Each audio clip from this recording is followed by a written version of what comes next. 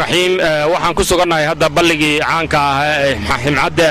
waxa ka socota hawl ballaaran hawshaas oo kamid ah hawlihii horumarkii gobolka Mudug ka socday ee loogu magac daray Mudug shalay iyo maanta dadka gobolka Mudug waxay u soo jeesteen inay dalkooda dib u dhisaan goobtaan aan ku suganahay waxa ka socda dhismaha wadada hunguriga ah ee gobolka Mudug isku xidha magaalada Gaalkacyo ilaa iyo magaalada Garacad halkaas oo ay ku teedan yihiin ilaa iyo 10 magaalo wadadaas oo wada istiraatiiji ah lana oran karo waa wadada isku xidha meesha ugu qiimaha badan ee gobolka Mudug ilaa iyo Galdogob ilaa iyo halka xuduudda Itoobiya gaari doonta waxa horumarkaas ka socda wadada dhinaceeda shishe oo Galdogob haddana maanta wadada halkan waxa la dhisayaa ilaa iyo 20 kilomitir waxa lagu dhisayaa dal dhis qof walba uu dalkiisa dhiso oo uu ka qayb qaato kambaniga Elgar oo uu madax ku yahay Gaar Yaasiin oo hadda garabkayga taagan ayaa gacan weyn ka geystay waxaan leenahay goobtaanu waxay haddana ku taala sidoo kale waa goobta istiraatiijiga ee godad taasoo ah goobta difaaca Puntland ama gobolka Mudug ah goob nasasho ama meel loo dalxiistay karo sida magaalooyinka taariikhiga ah ee Leego oo kala lamid ah waa meel dhul xoolaad ah oo daaqsinta ku wanaagsan waa meel dhul beereed ah oo beeraha iyaduna aad iyo aad ugu wanaagsan waxaan oran karnaa runtii waa meel aad iyo aad u fiican waxaan leenahay qof walba oo Mudug jooga inuu kii aqoon haya iyo talo haya inuu aqoontiisa iyo taladiisa ku beeriyo sidii dalka dib loogu dhisi lahaa oo mashruucan horumarka uu qayb uga qaadan lahaa qofkii dhaqaalaha inuu dhaqaalihiisa ku bixiyo qofkii xoog haya inuu xoog ku bixiyo waxaan u mahad celinayaa hareerahayga dhalinyarada taagan iyo hantiilayaashii gawaaridan iskarogooyinka oo ku shaqaynaya iska wuxuu qabso iskarogooyinkoodii ugu deeqay inay wadooyinka ku dhisaan kuwa booyadaha leh ee booyadaha ugu deeqay wadankooda inay ku dhisaan waxaan sidoo kale fariin u diraynaa dadka dibadaha jira ee qurba joogta ee gobolka Mudug u dhashay waxaan leenahay gobolka waxa ka socda isbedel kacaan ah oo dalkii dib loogu dhisayo nin walba dalka dib u dhiskiisa qayb ka qaado nin walba qaaraan iyo contribution ku bixi nin walba waxaad ka qayb qaadataa mashaariicda lagu horumarinayo kaabayaasha nolosha ee asaasiga waxaan rajaynaynaa muddo dhow kalluunka saaka laga soo saaro xeebta Garacad in qadada Gaalkacyo lagaga cuno ayaan rajaynaynaa taana waxa suurta gelin ka dhah wadadan hadda gacanta lagu hayo oo la dhameystiro qof walba inuu ka qayb qaato sidii loogu guuleysan lahaa sidii wadadan loo dhameystiri lahaa oo Gaalkacyo iyo Garacad daqiiqado yar looga socon lahaa goob ganacsi bay noqon kartaa oo waxay noqon kartaa dekad caalami ah oo laga soo dejiyo badeecada ilaa iyo Afrika meel walbana la gaarsiin doono hadii Allah awood loo ogolaado waxaan leenahay qof walba uu diyaar garow sida aad qayb uga qaadan lahayd sida ay dadkii wadanka joogay nin iska roga bixiya nin booyad bixiya nin cagaf bixiya nin waxa weeyaan biyo bixiya nin qaaraan bixiya nin xoogiisa bixiya nin taladiisa bixiya dadka dibadda jooga waxaan ugu baaqaynaa iyaguna inay kaalinta ay ku lahaayeen ay ka qaataan aad baa u mahadsantiin waxa sheegay gudoomiyaha gobolka waxaan ku dhiirigelinayaa dadka u dhashay Mudug in ay ka qayb qaataan horumarka ka socda degmada Gaalkacyo ama gobolka Mudug taasi waxay keenaysaa in aad fahmaysaan in isbedeshay ammaanku uu fiican yahay marada ammaanku fiicnaado horumarkii baa bilaabmay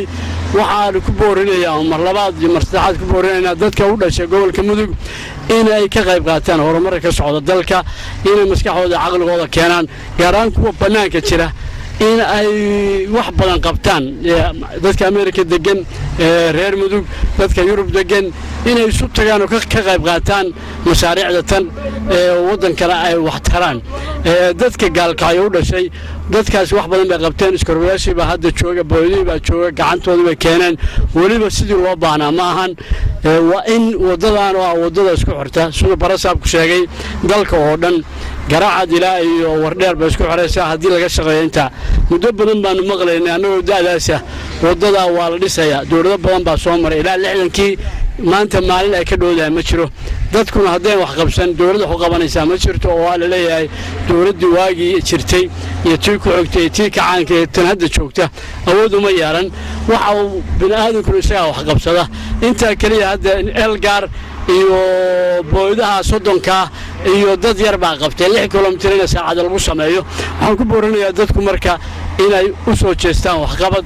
in ay isu tagaan $1 oo la bixiyo oo magaalada Gaalkacyo bixiso qof kasta oo jooga baa waxa lagu dhisi karaa wadada dhan dadka Yurub jooga ama Mareykan ama Caraba jooga dhaqaalaha haysta waa in dhaqaalahooda wax ku bixiyaan waa in wadada dhisaa waa in dalka loo soo jeestaa wax qabadkiisa dowladkii wax ma qabato mas'uulkii wax ma qabto shacabku iyaga wax qabsada adduunka joogtaan waa aragteen iyaga dadku wax qabsada oo canshuurta bixiya oo wadanka dhista oo dhaqaalaysta ku dayda dadka una soo hilooba dalkeena maskaxdiina la keena wadanku waa hagaagay xukun cusub baa kumeelgaarkii waa laga baxay mas-uuliyiin cusub baa timi horumar baa muuqda horumarkaa muuqdana ka qayb qaata gaar ahaan degmadiinna wax u qabta sida dadku degmooyinkooda ugu taamayaan baan rajeynaya inay ugu taamtaan waxaan ku wareejinayaa hadda mikrofonkana mas-uulka elgaar gaar yaasiin bismillahi raxmaan raxiim halkan waxaan ka wadnaa shaqo aan rabno inaan ku hagaajinno waddada isku xirta gaalkacyo iyo jarriban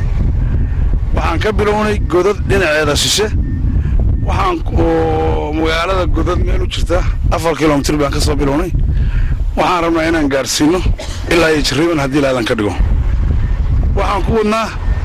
rajo macnaha isku tashi baan ku wadnaa anugu aase kambanigan elgaar ahaan waxaanu keennay qalabka iyo waxa lagu qaban lahaa dhallinyaradii gaadiidka lahaydna waxay isku xilqaameen iskarowooyinkooda inay keenaan 30 baabuur baa isleesgaraysay labadii maalmoodba waxaa shaqaynaysa 10 baabuur gaarigii 10 beri labadiisa beri soo goosa 4 beri ka bacdo haddana soo noqonaya waxaan kala wadnaa ganacsataduna waxay bixisay iyo dadka khayrka jecelna waxay bixiyaan shidaalka aan ku shaqaynayno oo keliya qolyo kale oo dhallinyaro ah oo ayagu iskooda soo aabulay oo ay wax kala wadayna oo meelo kale wax ka doondoonana waa jiraan ayaguna oo waxbay ku maqan yihiin oo kolley shidaalka cagafyada iyo waxaas ayaguna qaabilaan bay rabaan isku soo xori waxaan ku wadnaa si iskaa wax u qabsaa oo aan rabno inay tusaale u noqoto soomaaliya burburka gaaray cid walba aan isku tashato intii aan shaqadan waday waxaa ii soo baxday dadku hadday helaan hogaamin iyo in wax la qabsan karo oo wax walba la qabsan karo ii soo baxday sidee la suxul qaamay qof walbaa ugu yeelan yahay wax la qabto waxaan dareemay inaan wax kasta qabsan karno wax walba qabsan karnaa haddii dadku cid hogaamista oo isu geyso oo tiraada waxaana qabsanaa la hela keliya loo baahay waxaan ku faraxsanahay maamulka iyo gobolka waa nala joogaa labada gudoomiye degmada gudoomiye gobolka waa nala joogaan ayagana waxaan ka suganaa contributionkooda iyo ka qayb qaadashadooda ka dowlad ahaan iyo waxay ka awoodaan hadday tabar tahay hadday tala tahay hadday dhaqaala tahay intaba ayagana uga fadhinaa waa ka sugaynaa haddaan leedno annaguna insha allah ka daalimayno ilaa iyo meeshaan la soconnaan gaarsiino haddaan qalabka aan wadannaa waxba nooga soo haraynin go-aankaas baan leenahay kambaniga elgaar dadkiisii maalgashaday waa isku afgarana shaqaatan aan qabanno waana qabanaynaa haddii laadan ka dhuwaa socota bismillahi raxmaan raxiim assalaamu calaykum halkan waxaa leeyahay ximcadde waa godod iyo jarriban dhexdooda baan waxaan ka bilownay waddo iskaa wuxuu qabsaa oo qof walba tabartiisa iyo maankiisa annagu waxaan nimanka baabuurta iska rogayaasha wata 30 baabuur baan isku leesgaraynay 10 maalmood bay shaqaynaysaa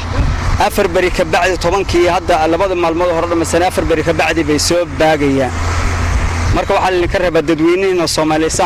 saa u garanayna wadada iska xaqabsa baqasho idinku inaan nolol shaqaysaan assalaamu calaykum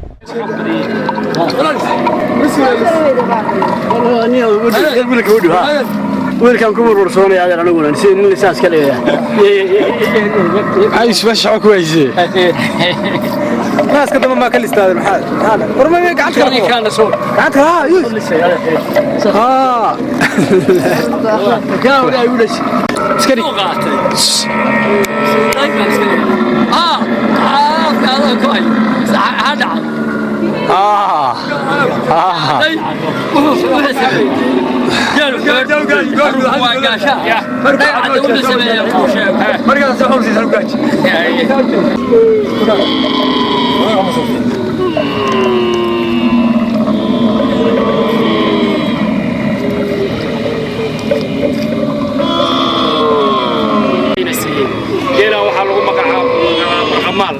وقيل الدفاع دلك كغيبات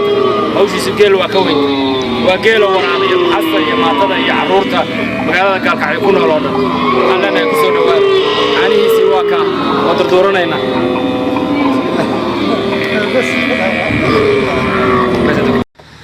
بسم الله الرحمن الرحيم